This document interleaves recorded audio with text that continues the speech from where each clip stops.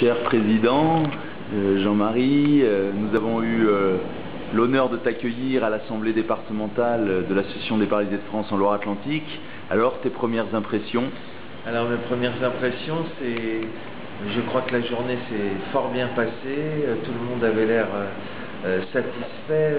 Pour ce qui est de mes impressions, moi j'ai vu une délégation complètement inscrite dans les combats même de l'APF, formidablement bien soutenus par les directeurs de services et d'établissements qui sont restés toute la journée avec nous.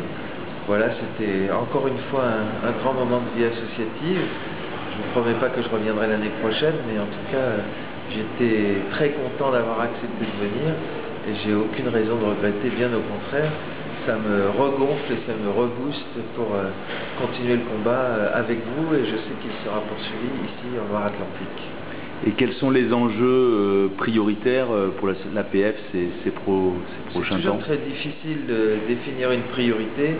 Il y a tellement de chantiers à mener. En ce moment, l'actualité nous pousse à nous battre sur le terrain de l'accessibilité avec les lois qui ont été votées ou qui sont en passe de l'être.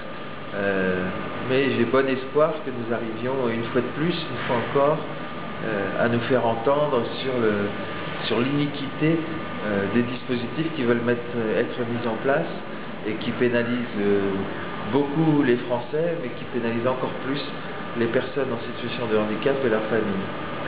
Hier, donc après-midi, le conseil départemental avait prévu 2 débats, donc un sur la MDPH et un sur les solutions innovantes pour répondre aux besoins des personnes en situation de handicap. Qu'est-ce qu'on peut retirer de ces 2 débats? Alors, ça permet de constater une fois de plus le décalage entre ce que la loi de 2005 prévoit et ce qui est fait effectivement. La maison départementale, même si elle vient en aide et elle remplit une partie de sa mission correctement, on voit bien le décalage qu'il y a entre ce qu'il est possible de faire et ce qu'il est nécessaire pour les personnes en situation de handicap et les familles d'obtenir. Ça, c'est pour le premier débat sur la maison départementale, et pour le second sur l'innovation.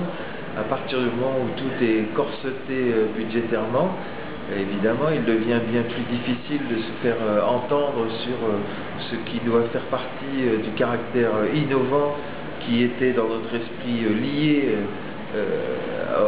à la loi sur Hôpital Patient Santé Territoire et la mise en place des ARS. On voit bien qu'il y a un nivellement par le bas, ou en tout cas un écrêtement des moyens aussi des agences régionales de santé qui ne permet pas d'avancer de façon décisive dans les attentes des personnes. Je pense au vieillissement des personnes, je pense aux droits élémentaires des personnes en situation de handicap. On voit bien que c'est compliqué et que les impératifs des uns et les demandes des autres ne correspondent pas tout à fait, pour ne pas dire pas du tout, et qu'en tout cas il faut que nous nous fassions entendre pour que ce phénomène de rapprochement entre ce qui est fait et ce qui doit être fait finisse par aboutir. Je suis toujours plein d'espoir parce que je suis conscient et je vois bien nos forces militantes qui agissent pour cela, mais parfois on se sent quand même un petit peu seul. On a entendu hier beaucoup d'acteurs très marqués, très fiers de ce discours d'anthologie au Congrès de Bordeaux qui a acté notre nouveau projet associatif Bouger les lignes pour une société inclusive. Peut-être dans cette dynamique-là, un dernier petit mot pour l'ensemble des acteurs, en tout cas en Loire-Atlantique. Alors très sincèrement, je suis épaté de l'effet que le Congrès fait sur tout le monde et sur chacun.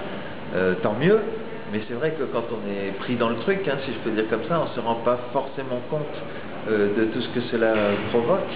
En tout cas, c'est le signe que ce Congrès a tapé juste par rapport aux attentes des adhérents, des militants, des professionnels de l'association. Et ça j'ai envie de dire aux adhérents de Loire-Atlantique, moi j'ai un peu essayé de poser une pierre, et puis à vous de construire localement la maison qui va bien pour être toujours plus efficace, toujours plus entendu, Et peut-être qu'à l'arrivée, et j'en suis persuadé, un certain nombre de réponses vont venir, qui sont celles que nous attendons. Je vous remercie, Monsieur le Président, Merci et puis on continue à faire bouger les lignes. Pas de problème.